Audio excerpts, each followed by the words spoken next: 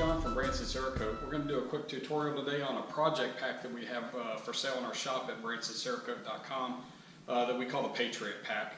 A little history on this real quick.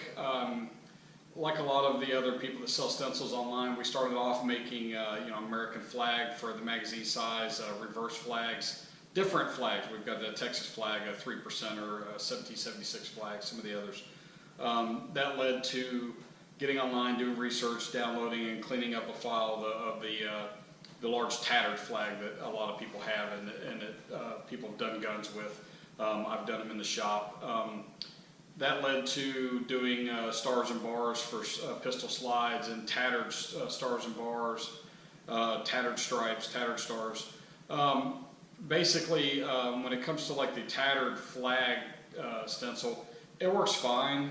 But I like to be a little more freehand. So what we ultimately came up with and what we've gotten to this point is we have this project pack gives you basically a sheet of tattered stars, and I've already pulled some off of this. I use all the scratch and dent out here in the shop, and 2 sheets of tattered stripes, and then also a We the People decal or stencil so that you can apply this.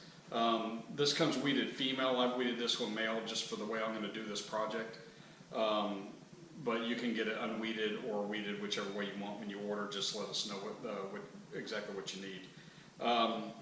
The reason why I like doing this project this particular way instead of using, like I said, the regular stencil is it does give you a lot more freedom to freehand things and to go with the contours of the weapon and things, whereas with the flag you're kind of limited because it's all connected to itself. So this just gives you a lot more freedom to choose the thickness of the stripes and things like that. So in addition to the AR15 that we're going to do today, I'm also going to do a pair of Oakley gas cans in the same pattern. So didn't see any videos on YouTube of people doing Oakley, so I thought, what the heck, I'm ready to do my pair, so or redo them. So just went ahead and sanded those down, and we'll do those for you today too, to kind of give you an idea of how to do that.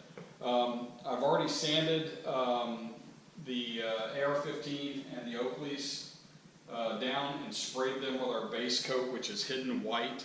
The AR15, you just do that like you do anything else. I strip it all down, soak it, gas it in the oven, sandblast it, spray the base coat, and then reassemble it to do the rest of the project because you want it all to be seamless.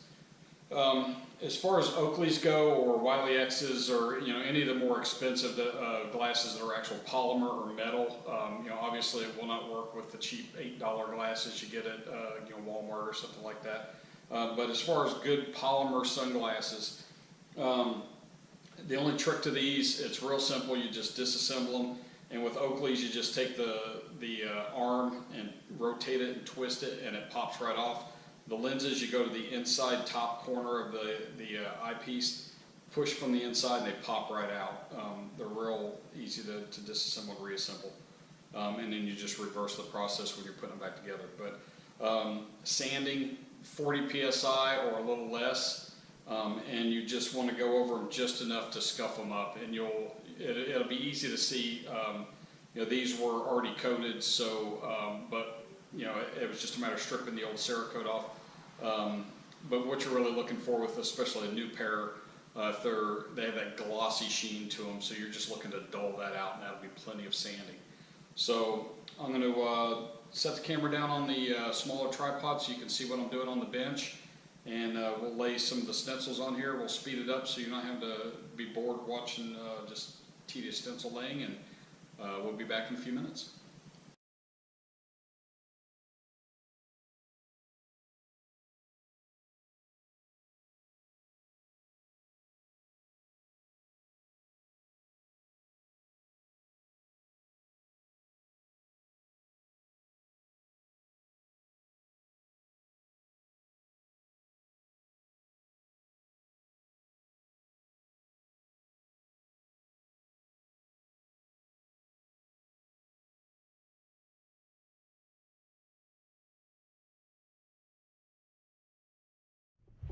Alright, so we're ready to spray our blue, which in this case we've got Jesse James Civil Defense Blue loaded up in the gun. We've got our GoPro attached to the spray gun, so this should give you a pretty cool perspective on things. As far as the spray gun goes, we've got it dialed way down to a really fine point to give us a lot more control, because we don't want blue all over the entire thing, obviously. We're going to be real particular on where the blue goes. Obviously, you know, everybody knows what the flag looks like. The blue is only going to be where the stars are at. So I'm going to crank the fan up for the booth, and then you'll kind of see where we're going.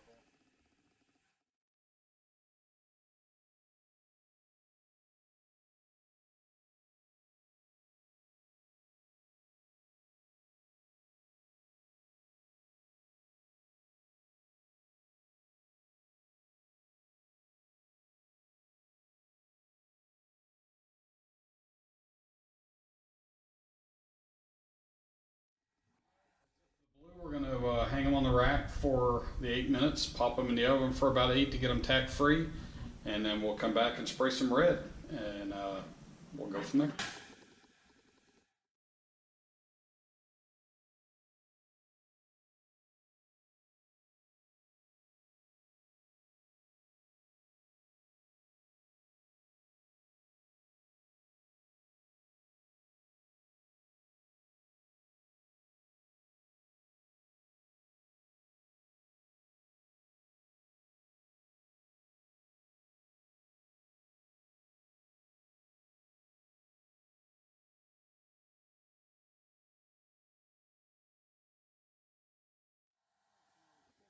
Out of the oven, and we're going to go ahead and put our last stencils on, which are going to be our We the People that we're going to put on the sunglasses, and 1787 on the other arm, and then We the People on the AR.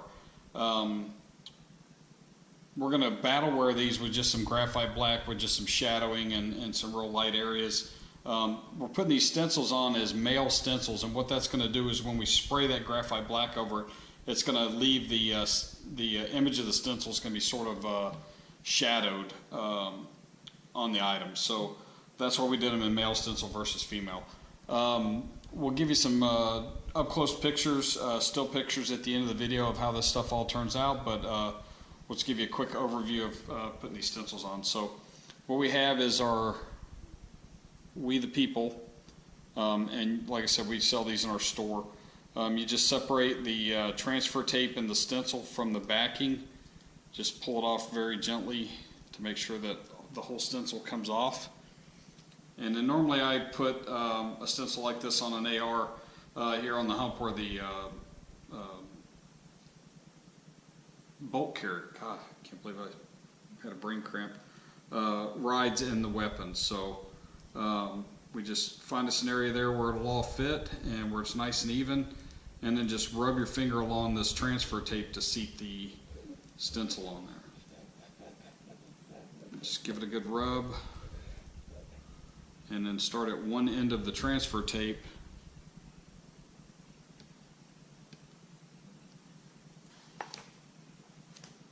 start working it off. And if you roll it back on itself, normally that'll do a better job of leaving the stencil on the surface. If it starts to pull up, just kind of fold it back over onto the part that's pulling up and just apply some pressure through the transfer tape, and it normally will seat that right back down on there.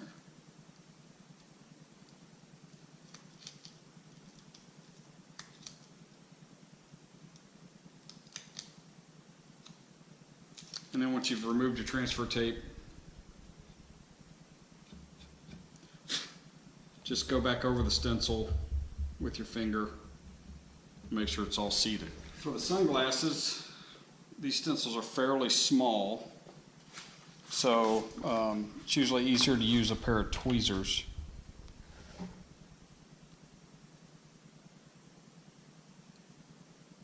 So we're just going to peel this 1787 off and use our tweezers to help get it lined up where we want it.